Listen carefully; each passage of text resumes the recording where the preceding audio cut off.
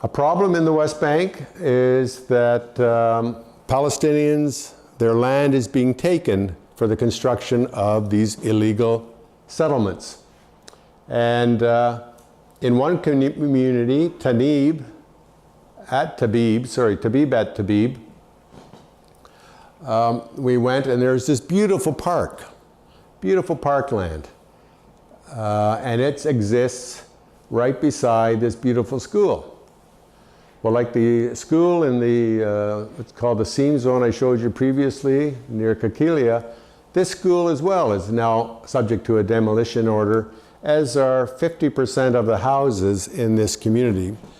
Because as families grow, Palestinians need to build houses for their people. They can't get permits from Israel, from the Israeli authorities, so they build them without permits.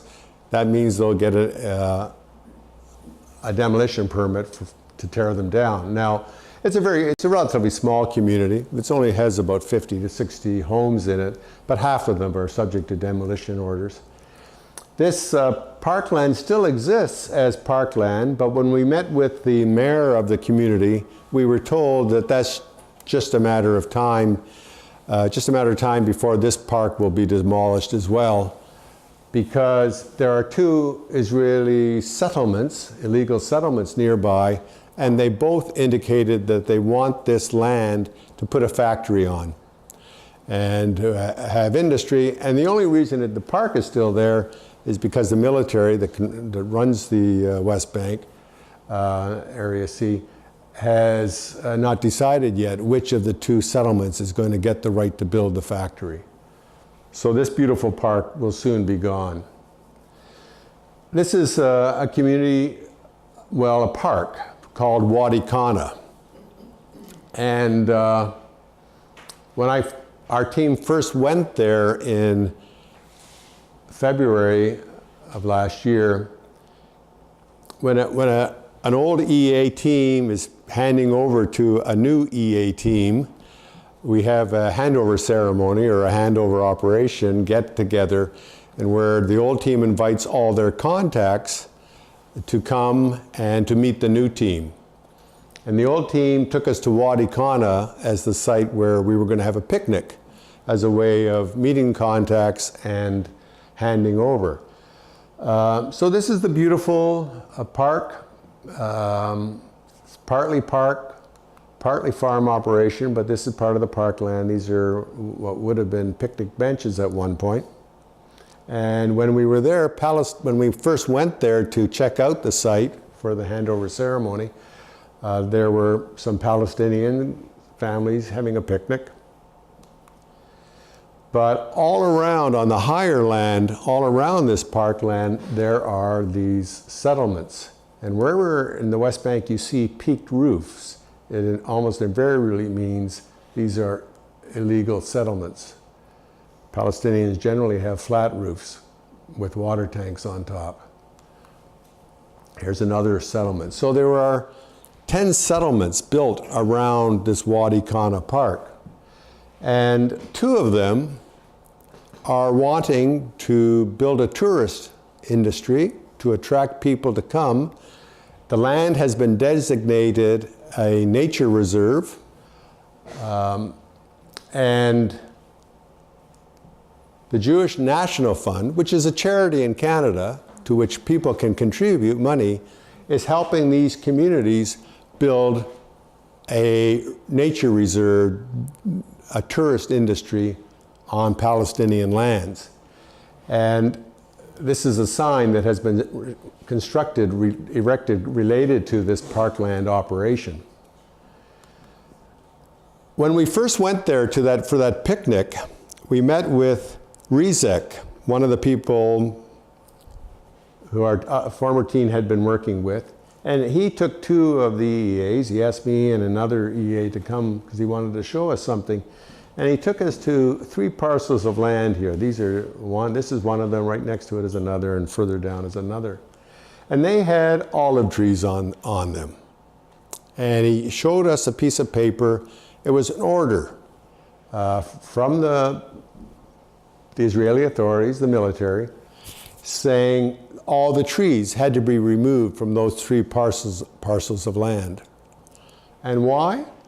Well, despite the fact that olive trees had been in this area forever, they said that olive trees growing, being cultivated, is inconsistent with a nature reserve. You can't have cultivated land in a nature reserve. So those trees had to be removed. I think they appealed the order, but shortly after our team left, we received this phone call from RIZEC saying they have gone in and removed all the trees. So our team went down to Wadi Cana and looked at and was shown these parcels of land with all the trees removed. And this is RIZEC, our contact who told us about this. And this is a picture I took with him on that day when we went back to see the vacant land. And at our farewell party, when we were handing over to the new team, I sat down with RIZEC and I said, I didn't show him the picture, but I told him I had this picture of you, RIZEC, when you told us about the trees being removed. And it looks more than simply a person, because he had indicated he was the friend of the 3 women who owned those 3 parcels of land. And I said, it looks something more than simply the friend of others who had lost their land. And at that point, he told me that Wadi Cana was where he grew up as a boy.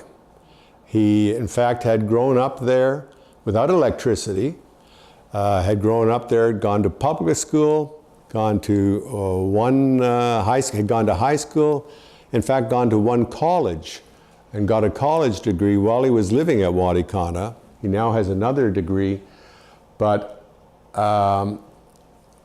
when they drilled the deep wells to serve all the community settlements that are being built around Wadi Cana, his family's well, their community's well dried up. And so they couldn't live there any longer. They no longer had water. So he had to move to another community nearby. This is Isa, Jesus. He's in a wheelchair. He is a man who believes strongly in peace and justice and achieving it in nonviolent means.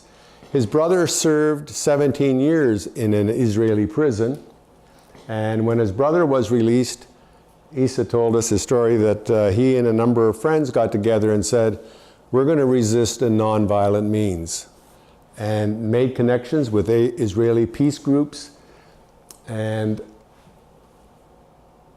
did their best to try to bring an end to the occupation through nonviolent means.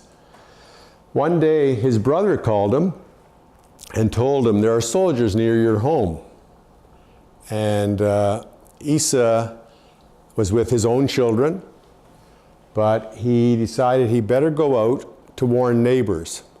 And he went out of the house and was shot by soldiers 3 times. And I mean, the soldiers kicked him and told him to stand up, but he couldn't stand up.